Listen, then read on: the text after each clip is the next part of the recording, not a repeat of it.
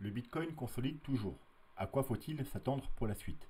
C'est ce que nous allons voir dans l'analyse du jour. Mais avant de commencer, n'oubliez pas de vous abonner, de mettre un petit pouce bleu et de laisser un commentaire. Alors aujourd'hui, on va faire une vidéo plutôt rapide. Je sais que j'ai pas fait de vidéo hier et donc en début de semaine, techniquement, on fait des vidéos un peu plus longues. Mais tout simplement, vous pouvez voir que j'ai encore le micro qui a un niveau de volume assez faible. Et comme j'en récupère un demain, je préfère faire les plus longues vidéos avec un micro de meilleure qualité parce que je sais que certains ça les dérange pas, ils montent le son, mais d'autres apparemment ça les gêne, le volume est beaucoup trop bas. Voilà, donc sans plus attendre, on va se diriger vers la cryptomap. C'est la cryptomap de la semaine et bien évidemment elle est bien rouge avec des chutes de moins 20 à moins 50% en moyenne. Le crypto-fear il est sur 8. Donc vous voyez, c'est un excellent moment techniquement pour acheter. Quand il est en dessous de 10, entre 8 et 12, grosso modo, c'est les meilleures périodes d'accumulation en général sur le Bitcoin. Ça marque les bottoms, que ce soit provisoire ou plus long terme sur le Bitcoin. C'est toujours un excellent moment d'acheter quand tout le monde a peur, bien évidemment. Si on regarde la map du CryptoFear, l'historique, tout l'historique, à chaque fois qu'on était en dessous des 10, c'était tout le temps des bottoms. Alors ça ne veut pas dire alors de temps en temps, vous voyez, ça remonte tout de suite, mais des fois ça traîne plusieurs jours, voire une semaine ou deux avant de vraiment créer un rebond. Donc voilà, ça ne veut pas dire qu'on ne peut pas aller plus bas si on a un CryptoFear de 8. On pourrait traîner un peu quelques jours, faire un nouveau plus bas et voilà, être toujours encore aux alentours des 8, 10. Alors je crois qu'on n'est quasiment jamais descendu en dessous de 8. Là, on a eu une fois là, on a dû descendre vers 6 ou 7 une fois, mais sinon vous voyez en général le 8 c'est vraiment le niveau le plus bas sur les CryptoFear. Et en général, dans les jours qui viennent, il y a potentiellement au moins un gros rebond, si ce n'est un bottom plus long terme. Le dollar, donc on avait vu les jours passés qu'on avait une jolie divergence qui se mettait en place, une divergence daily parce qu'on avait fait un nouveau plus haut et là on fait un nouveau plus bas. On a validé la divergence parce qu'on a cassé la base de la divergence sur le RSI. Le RSI, vous voyez qu'on casse non seulement la base de la divergence mais également un niveau de support qui a fait par 3 fois 1, 2, 3 supports. Donc déjà c'est très bon signe au niveau du RSI. On passe également en tendance baissière par rapport au RSI. Vous voyez, on faisait des plus hauts, de plus en plus haut, des plus bas, de plus en plus bas, de plus haut également. Et là, on a fait un plus haut, plus bas, et du coup, maintenant, un plus bas, plus bas. Donc ça, maintenant, c'est ce qu'on voudrait voir également sur le prix, c'est-à-dire faire un M avec un changement de tendance, ce qui n'est pas encore le cas. Parce que pour l'instant, on a bien une divergence sur le RSI daily, du coup, qui a donné une petite correction, mais pour l'instant, c'est simplement une petite correction. On a toujours des hauts de plus en plus hauts et des bas de plus en plus hauts. Donc on est toujours en tendance haussière daily. Pour retourner la tendance, il faudrait faire un plus bas et un plus haut, plus bas également. Donc deux solutions. Soit, par exemple, on ne casse pas le bas en premier et on rebondit et il faudrait faire un plus haut, plus bas et ensuite casser du coup le dernier plus bas qui serait celui-là pour avoir un changement de tendance, c'est-à-dire on aurait un plus haut, plus bas et un plus bas, plus bas. Et là c'est un retournement de tendance, c'est un M top. Là pour l'instant c'est même si on casse ce bas là, ce ne sera pas un M top, tout simplement parce qu'on aura encore le plus haut. Donc pour ensuite valider la tendance baissière, si jamais on devait casser le plus bas, c'est déjà un bon signe, mais il faudra également rebondir et faire un plus haut, plus bas. Voilà, pour avoir notre plus bas et notre plus haut également plus bas. Parce que casser le dernier bas ici ne suffit pas. On pourrait très bien casser le dernier bas ici, voilà, aller chercher ici un peu plus bas et faire un nouveau plus haut, vous voyez. Et du coup, on ne serait pas en tendance baissière, bien évidemment. Ce bas là, ce serait le bas qui serait validé puisqu'on a fait un nouveau plus haut. Et on serait toujours des plus bas, toujours plus haut. Bon, désolé, je reprends, j'ai été coupé, j'ai dû m'interrompre quelques secondes.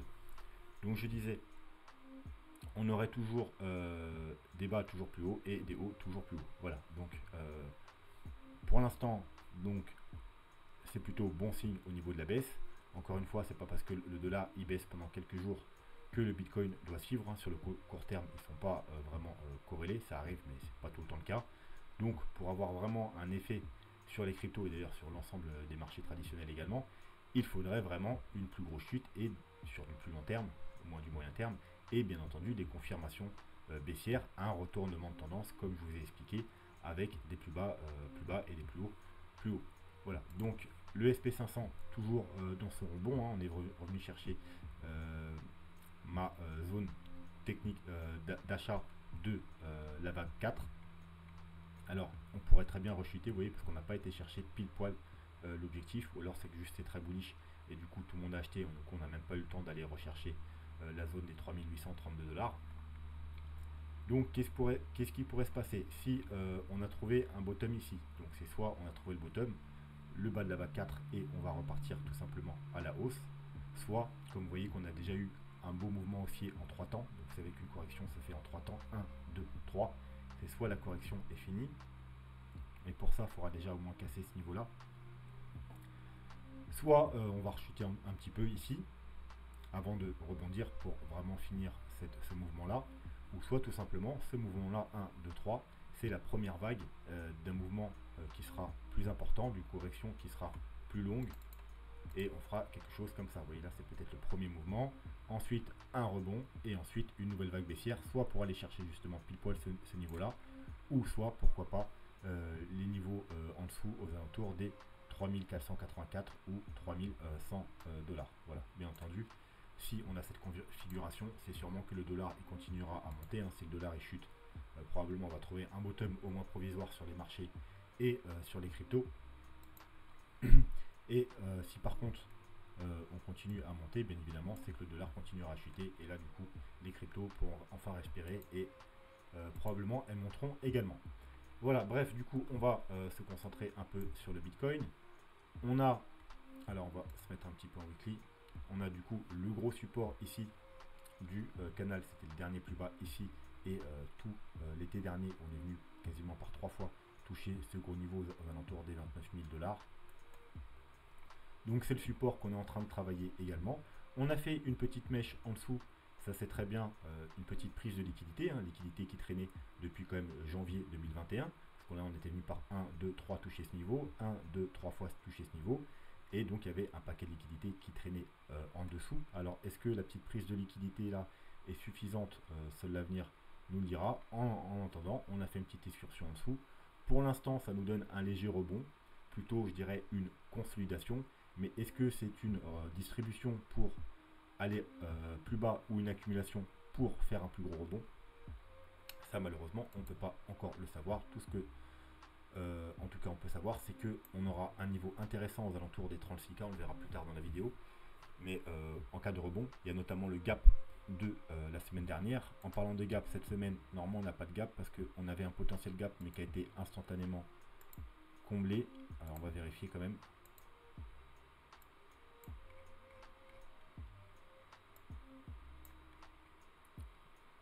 Alors on est en 4 heures, voilà, là on voit bien le gap en 4 heures, il est ici, mais il a été directement tout simplement comblé. Voilà, on avait le gap là, on l'a comblé instantanément, le jour même. Donc du coup, je crois qu'il apparaît même pas en daily. Vous voyez, en daily, il apparaît pas. On avait un gap, mais à l'ouverture, il a été directement comblé, donc il apparaît même pas en daily. On peut juste le voir en 4 heures et il est comblé, donc voilà. On n'en parle plus. Mais voilà, vous savez que la semaine dernière, on a un gap qui n'a pas été comblé, qui est environ aux alentours des 36K. Hop, je vais retourner sur le graphique précédent si je le retrouve. Donc on a un gap au 36K, on a également une zone intéressante au 36K, on verra pourquoi après. On est en train de faire une petite consolidation. Est-ce que c'est une accumulation, un début d'accumulation de Wyckoff? Pourquoi pas, mais il faudra attendre le développement, pour l'instant c'est trop tôt. On a une sorte de petit triangle, il ne faut pas non plus en tenir vraiment compte. Voilà, alors pourquoi pas, mais ça peut nous donner une indication, mais c'est petit time frame. Donc ça ne va pas donner non plus un gros mouvement à la cassure. Pourquoi pas, si on devait casser ici, aller rechercher une nouvelle fois ici ou faire un nouveau plus bas avant de remonter. Si on casse à la hausse, pareil, hein, ça ne nous annule pas non plus un tout de moon, mais pourquoi pas aller chercher un peu plus haut, notamment comme je vous ai dit les 36K. Au niveau du RSI, on avait une petite divergence qu'on avait vue à H4. C'est pour ça qu'on avait tenté des petites entrées ici, notamment pour un petit rebond.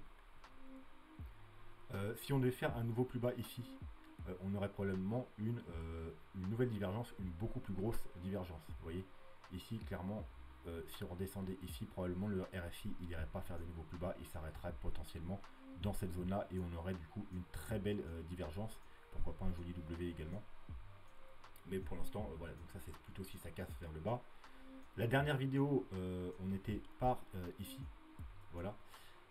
Et je vous avais dit, ceux qui veulent tenter la suite du rebond, il y a un niveau d'achat tout simplement, et bien ici dans le rectangle vert, tout simplement le retracement Fibo, 0,5, 0,618 comme d'habitude, cumulé avec le support du triangle et cumulé avec également le support de la ligne jaune. Donc ça nous est par ici un bon niveau d'entrée pour la continuation, bien entendu, du rebond. Donc normalement, si vous avez pris un trade ici, il faut aller prendre des profits quand on est arrivé au niveau d'ici la résistance du dernier gros sommet. Ouais, et puis au moins une petite partie, hein, puis après viser pourquoi pas les 36K. Donc théoriquement, si vous avez pris un petit trade ici, vous êtes toujours dedans, mais vous auriez dû prendre des petits profits vers ici. Voilà, donc pour le court terme, c'est tout ce qu'on a à dire. Pour le daily, donc on n'a pas de divergence en daily, donc on n'a pas grand chose. Mais par contre, si on devait faire quelque chose, comme je vous ai dit tout à l'heure, redescendre un petit peu, là, faire un plus bas et une belle divergence H4, je pense que du coup, elle apparaîtra également en daily. Vous voyez, là si on devait faire un plus bas, je pense que là on ferait un plus haut et ça nous donnerait une belle divergence daily. Et c'est ce que j'attends en général dans un bottom. Parce que les V-bottom sont plutôt rares. On va même changer le graphique. Donc vous voyez que des V-bottom, on en a eu un là, mais sinon en général on n'a pas de V-bottom. On a des W, des Wyckoff, des consolidations, mais les V-bottom sont extrêmement rares. Alors je vais peut-être aller chercher un graphique plus ancien. Voilà, on va prendre celui-là par exemple. Vous pouvez voir qu'ici on fait un W, V-bottom retesté, W sans faire de nouveau plus bas, un W et ensuite ça part à la hausse. Ici dans cette petite chute, pareil, on fait W, on reteste le plus bas et ensuite on part à la hausse sans faire de nouveau plus bas. Ici c'est pareil, on fait un W, ou là pareil, un W, on fait pas de nouveau plus bas, on vient retester pratiquement le niveau mais sans faire de niveau plus bas avant d'aller plus haut. Ici on fait une sorte de wake-off, un plus bas, un plus haut, on revient retester le même niveau, on revient retester le même niveau à la hausse avec un petit spring, hein, vous voyez les bougies, les clôtures de bougies sont au même niveau des anciens, mais avec la mèche on est venu chercher la liquidité, donc une sorte de petite accumulation de wake-off et on repart à la hausse. Ici un très joli W, vous voyez, hop, on vient pas faire de nouveau plus bas, très joli W, à la cassure ça monte instantanément, et voilà, et globalement le seul moment où on a fait vraiment un V-bottom, c'est ici, hop, V-bottom, on est reparti directement à la hausse. Ici également, vous voyez une petite accumulation, triple bottom, et on repart à la hausse. Donc les V-bottom sont extrêmement rares, on n'en a eu qu'un pour l'instant sur le Bitcoin, donc c'est pas quelque chose à privilégier. Alors effectivement, vous voyez là on avait eu le crash du Covid, là on a le crash de Luna, je sais pas si bon c'est pas forcément comparable, mais c'est un événement également qui nous a fait une accélération baissière. Alors c'est pas ça qui a causé la chute du Bitcoin, il était déjà en chute depuis pas mal de temps, mais ça nous a fait une accumulation baissière. Vous voyez on a vraiment une grosse mèche vers le bas avant la remontée. Ça peut ressembler un peu à ces conditions. Le Covid, ça nous a fait une peur sur quelques jours qui nous a fait une grosse accélération baissière et du coup on est remonté très vite. Donc là on a eu un peu pareil avec le problème de Luna et de l'UST, une accélération baissière qui nous a fait atteindre des niveaux d'achat intéressants, donc on est remonté très vite. Voilà, sinon le graphique en lui-même, on va continuer d'abord sur le RSI. On avait vu le RSI 4 heures daily, on va voir weekly. Alors ça, ceux qui suivent ma chaîne, vous êtes habitués. Hein. Il y a deux niveaux à casser sur le RSI. Si vous voulez des confirmations haussières, c'est tout simplement ce niveau-là, la sorte de trendline baissière qu'on a ici. Donc ce sera déjà un premier point positif, comme quoi que la tendance elle change. On passe d'une tendance baissière sur le RSI à une potentielle tendance haussière. Il faudra également casser bien entendu ce dernier niveau-là pour valider une tendance haussière, faire un nouveau plus haut. Et bien entendu, le plus important c'est justement ce niveau là. Alors c'est pas parce que c'est le dernier plus haut, mais c'est tout simplement parce que c'est le niveau le plus important sur le RSI en weekly. C'est les 53-54 sur le RSI, c'est la limite entre les tendances haussières et baissières. Quand on est au dessus, on est en tendance haussière et on se sert de ce niveau pour faire support. Vous voyez ici, notamment ici, ça se voit extrêmement bien. Et quand on est en dessous, c'est pareil, on est en tendance baissière et ce niveau sert de résistance. Vous voyez très bien ici, vous le voyez ici, ici il sert de support, là il sert de résistance, là il sert de support. Et voilà, le dernier niveau au 48 000, c'est ça également qui a fait résistance et qui a accéléré la chute vers le bas. Donc premier signal haussier quand on cassera cette trendline, et on va dire que quand on casse les 53 du RSI, confirmation, on repasse en mode bullish en tendance haussière. Voilà, donc maintenant le RSI, on va l'enlever. On va regarder le graphique, ça c'est le graphique long terme. Donc si vous voulez un graphique très long terme, vous prenez Bitcoin Dollar Index et vous avez les données jusqu'en 2010. Le BLX aussi est pas mal, je crois, mais celui-là c'est le plus long graphique. Donc on a déjà des zones d'achat qui représentent tout simplement les Fibo 0.236 et 0.382 de retracement de toute une hausse, tout un bull market et en logarithmique. Donc à chaque fois ça nous donne des niveaux d'achat. Le Bitcoin, dans le passé, tous ces bottoms se sont faits dans ce carré, donc entre les Fibo 0.236 et 38.2. De temps en temps il va jusqu'en bas, comme ici ou comme ici, sinon il peut s'arrêter également au milieu. Donc là pareil, on est en plein milieu, donc potentiellement on pourrait avoir trouvé un bottom, hein, pourquoi pas. Et si on devait aller tout en bas comme les fois où on a baissé le plus sur le Bitcoin, eh bien on irait rechercher cette zone qui sont environ les 21 000 $. Alors est-ce qu'on pourrait même casser cette zone? Pourquoi pas, c'est jamais arrivé, mais c'est pas parce que c'est jamais arrivé que c'est impossible que ça arrive, mais les probabilités sont plutôt faibles. Surtout qu'au niveau de cette zone, on a également le bas du canal, vous voyez le bas du canal en bleu qui représente les deux plus bas points sur le Bitcoin. Donc il faudra également casser ce canal. Et on a également aux alentours de 21 000 $. Donc vous le savez, hein, la moyenne mobile 200 weekly, vous voyez ici en bleu, qu'on non plus on n'a jamais cassé, du moins en clôture. On a fait une petite mèche. Alors, attends, je vais enlever les autres pour que même vous la voyez bien, et je vais enlever le graphique. Voilà. Hop, donc c'est la fameuse MA200 weekly. Vous voyez là on fait une petite mèche, mais on clôture au-dessus.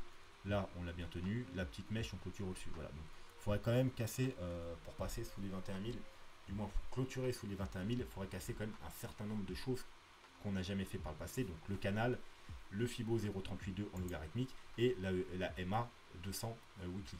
Voilà, donc ce serait vraiment une première, ce serait même plutôt inquiétant du coup, parce que le Bitcoin est censé avoir des corrections de moins en moins importantes, même si elles sont toujours très importantes, hein. Je crois que on passe de 90 à 86 à 84, donc là elles sont de plus en plus faibles, mais de peu, donc on a toujours des grosses corrections sur Bitcoin. Donc techniquement on doit avoir également une grosse correction, mais on ne doit pas avoir des corrections plus importantes quand même que par le passé. Voilà. Donc techniquement ce niveau, du moins en clôture weekly, il devrait tenir. Une mèche un petit peu en dessous, pourquoi pas, pour aller chercher les 18 000, 17 000, 16 000 $, voire même 14 000 $ en cas de... Vous savez que c'est ma target moi la plus basse, tout simplement parce que c'est voilà, le gros niveau mensuel qu'on a eu en 2018. Ici 14 000 et le dernier top ici. Donc techniquement on n'est pas censé repasser en dessous de ces niveaux. Voilà, beaucoup disent oui, on n'est pas censé repasser en dessous des 20 000 $ parce qu'on n'a jamais, comme vous voyez, repassé en dessous justement des tops de marché. Là c'était le top de marché, on n'est jamais venu en dessous, là on n'est jamais venu en dessous, etc. Effectivement, mais ce qu'il ne faut pas oublier, c'est que les montées sont de moins en moins importantes, donc on s'éloigne de moins en moins du top, donc à un moment donné, on recassera les tops. Voilà. Par contre, le top en clôture, les 14 000 $, ça je pense qu'il y a quand même peu de chance. Voilà, donc on va remettre le graphique. Donc le graphique, on a bien sûr le canal et on a également une trendline intermédiaire, vous voyez, en rose. Donc en général, les bottoms, ils se font soit sur cette trendline, ici, ici, ici, et quand on la casse, on fait quoi? Et bien on va rechercher le bas du canal, voilà. Là, ça tient, là, ça casse, on va rechercher le bas du canal. Là, pour l'instant, vous voyez, on est pile dessus en train de la travailler. Donc si on a une clôture en dessous, il est possible du coup qu'on ait recherché une fois de plus le bas du canal, le Fibo 0.382 et la moyenne mobile, du coup, comme on a dit, aux 21 000 $. Mais pour l'instant, vous voyez, elle fait support, elle fait plutôt bien son rôle. Donc on pourrait potentiellement avoir trouvé un bottom, comme ici par exemple, ou ici. Voilà. Sinon, on ferait du coup les scénarios baissiers, on irait chercher plus bas comme ici et ici. Ensuite, qu'est-ce que je voulais vous montrer aujourd'hui? Hop. Donc pareil, hein, ça aussi c'est également une trendline weekly. C'est un autre graphique, un Bitfinex. Bon, il ne faut pas tenir compte de ces mèches apocalyptiques, de toute façon c'est que des mèches. Vous voyez que là, ici on a plutôt bien tenu. Là on a une grosse chute, une grosse mèche, on est revenu chercher ce niveau. Là on l'a travaillé, une fois qu'on l'a cassé, elle a joué un peu résistance. Mais vous voyez qu'on s'en est pas trop éloigné, on l'a plutôt longé à la hausse finalement. Donc elle jouait résistance, mais tout à la hausse. Et ensuite, quand on est repassé au-dessus, on est venu tester une fois, deux fois et accélération haussière. Là, en 2018, on est venu dessus et vous voyez qu'ensuite on l'a travaillé et accélération haussière. Là, choc du Covid, on l'a cassé. On est venu ensuite pendant plusieurs semaines justement la travailler comme résistance. Et une fois qu'on l'a cassé, encore une fois, on la teste et accélération haussière. Voilà. Donc une fois de plus, on l'a cassé. Donc il faudrait s'attendre à ce qu'on a une petite consolidation en dessous, voire qu'on vienne la tester comme résistance pendant un certain temps. Donc on n'est pas obligé de remonter tous les mondes tout de suite. Donc on pourrait aller un peu plus bas avant, bien entendu. Puis ensuite, elle servirait de résistance. Et si vraiment ça se déroule comme par le passé, il faudra s'attendre à ce qu'on la casse, qu'on revienne la tester une fois ou deux, et ensuite accélération haussière. Donc voilà, il faudra surveiller cette trendline attentivement. Ensuite, au niveau des indicateurs, au niveau du MACD, bien entendu, on est toujours très bearish en weekly, hein, ça va mettre du temps avant de repasser bullish. En 3 jours, on est toujours également bearish. On a l'air d'avoir un ralentissement là, mais pour l'instant, il n'y a aucune confirmation. Il faudrait repasser au-dessus de la zone de survente sur le stock RSI et avoir un croisement bullish sur le MACD, mais pour l'instant, il n'y a rien de tout ça. Et même en daily, on n'a encore rien de tout ça. Alors là, on a eu un premier signal haussier, mais il n'y a pas encore eu la confirmation du MACD. Donc on est proche, mais c'est pas encore fait. Voilà. Et ça reste que du daily. Donc ça pourra nous annoncer potentiellement un petit rebond. Pourquoi pas justement celui qu'on attend jusqu'au 36K. Mais rien de plus, du moins pour le daily. Pour avoir des signaux plus long terme, il faudra également, bien entendu, passer bullish en 3 jours et ensuite en weekly. Alors, weekly, c'est le time frame le plus fiable, mais même en weekly, vous voyez, il peut y avoir des fake out, notamment ici, vous voyez, on a croisé légèrement et pour rechuter, on a eu 2 petites bougies vertes et on est rechuté. Alors, la bonne nouvelle, c'est que j'ai été examiner le graphe avant la vidéo et un petit fake out comme ça, c'est déjà arrivé sur le Bitcoin, mais par contre, on n'en a jamais eu de suite. Enfin, du moins, c'est jamais encore arrivé. Donc, il y a peu de chances que le prochain signal soit encore un fake out. Peu de chance, ça ne veut pas dire que c'est impossible, mais du moins les probabilités sont plutôt basses. C'est jamais arrivé par le passé. Un fake out, oui, de suite, non. Et puis vous voyez quand même, on commence à être vraiment bas. Donc je pense que le prochain signal sera plutôt un bon signal pour au moins un rebond assez important. Pas les 36K, là on parle vraiment d'un rebond important en multi. Pourquoi pas pour aller rechercher la zone des 50, 55K. Et après on verra quand on sera vers ces niveaux. Ensuite, le ruban des moyennes mobiles. Donc vous voyez, avant de repasser bullish en weekly, hein, il faudra déjà repasser la zone des 40, 41, 42K. Et ensuite, bien évidemment, il faudra également recroiser bullish par rapport aux moyennes mobiles. Vous savez qu'il y a le mode bullish, c'est quand on a les plus petites en haut et les plus grosses en bas. Donc en gros, c'est de la plus claire à la plus foncée, de la jaune à la rouge. Voilà, là en mode bullish. Et quand on passe en mode bearish, ça s'inverse. Donc là, on n'est pas tout à fait inversé, il manque juste la dernière bougie rouge à repasser au-dessus des autres. Mais on est quand même plus proche du mode bearish que bullish. Bref, pour repasser totalement bullish, il faudra repasser au-dessus des 41 000 $. Et ensuite, bien entendu, un réalignement des moyennes mobiles dans le beau sens. Comme vous pouvez voir là, on a eu un premier signal. On est repassé au-dessus des moyennes mobiles. Mais les moyennes mobiles n'étaient pas réalignées à la hausse. Donc on n'a pas eu la confirmation. Voilà. Donc, pour vraiment avoir un signal haussier, par rapport au rebond, il faudra repasser au-dessus des 42 000 $ et également avoir la confirmation, un bon réalignement comme ça, un bel alignement des moyennes mobiles. Pareil, on aura le même signal en 3 jours un peu plus tôt. Vous voyez, en 3 jours, pareil là, on est repassé au-dessus ici, mais on était toujours en mode bearish. Vous voyez bien que la rouge est au-dessus depuis la confirmation. Donc on a eu là, donc confirmation baissière aux environs des 50 000 $ le 22 janvier. Donc là, on a eu un signal baissier. Vous voyez là, on vient s'en servir de résistance, donc déjà là, mauvais signe. Et là, confirmation baissière, alignement des moyennes mobiles à la baisse. Et depuis, on baisse. Là, on a un premier signal, mais on n'a pas eu de confirmation. Donc voilà, il faudra passer également en 3 jours les 41 000 $ et avoir un réalignement des moyennes mobiles. Et le daily, bah, c'est la même histoire, sauf que c'est probablement un peu plus bas. Voilà, vous voyez, là, on a eu confirmation baissière le 15 avril aux 42 000 $. Là, on vient, premier avertissement, pullback. Entre temps, on a eu la confirmation baissière. Donc ici, c'était un bon moment de sortir. Vous voyez, le premier avertissement, la confirmation, la pullback, c'est une bonne opportunité pour sortir aux 42 000 $. Et ensuite, résistance, résistance et boum. Voilà. Donc, Pour repartir à la hausse en daily, il faudra casser les 37 000 $. Et ensuite avoir un réalignement des moyennes mobiles pour confirmation. Mais avant, voilà, faudra, vous voyez, le bas du ruban, il est ici, il est à peu près au niveau également de notre trendline, c'était la grosse trendline que je vous ai montré en weekly, donc ça va être également un niveau intéressant aux alentours des 33 000 $. Au niveau des Fibo, on a le Fibo de toute la chute. Hop, donc le premier Fibo, c'est le 23,6. Dans les petits rebonds, ça peut bloquer le prix. Tous les rebonds ne vont pas chercher les 0,38,2. Quand le rebond est assez faible, il s'arrête au 0,23,6. Il est encore une fois à nos fameux 36 000 $. Vous pouvez également 36 000 $. C'est la dernière période où on a eu un support. Donc niveau très important. Il y a également le gap, hein, comme on a vu. Il y a le ruban en daily. On n'est pas très loin également, à part si on y va d'un coup, mais si on y va progressivement, on va se taper également la trendline. Donc il y aura quand même pas mal de résistance aux alentours des 36 000 $. C'est pour ça que si on a un rebond, dans un premier temps, je viserai les 36 000 $. Et ensuite, on a plus haut vers les 40-42 000 $. Et encore plus haut, bien entendu, on a les 50. D'ailleurs, on a la zone tout simplement de rechargement de short de tout mouvement baissier pour l'instant.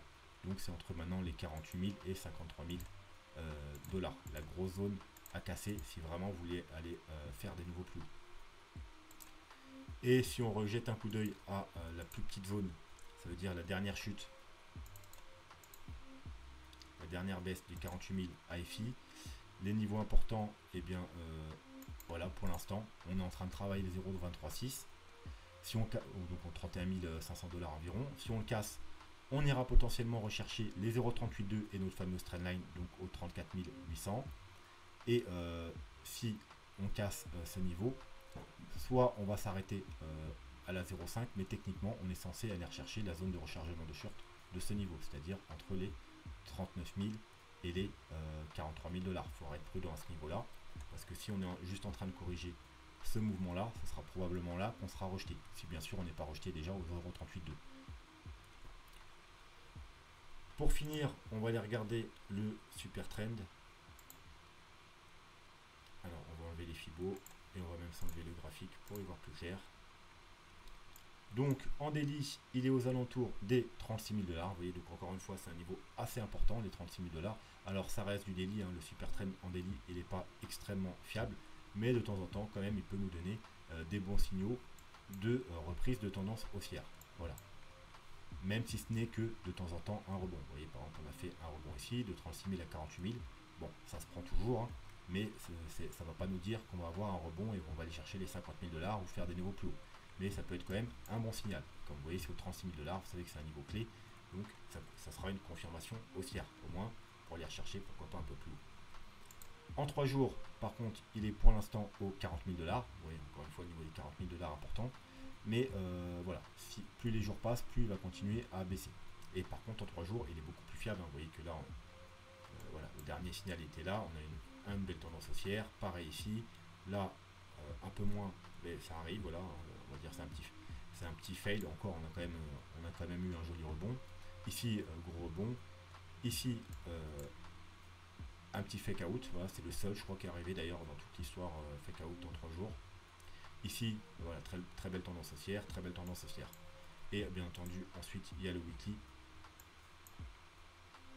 Et le weekly, lui, il est situé aux 45 000 $ et il va continuer à baisser. Et en général, lui, il nous donne des signaux vraiment très bons. En général, c'est des reprises tout simplement de tendance haussière avec une nouvelle grosse vague haussière. Voilà, donc pour aujourd'hui, on va s'arrêter là.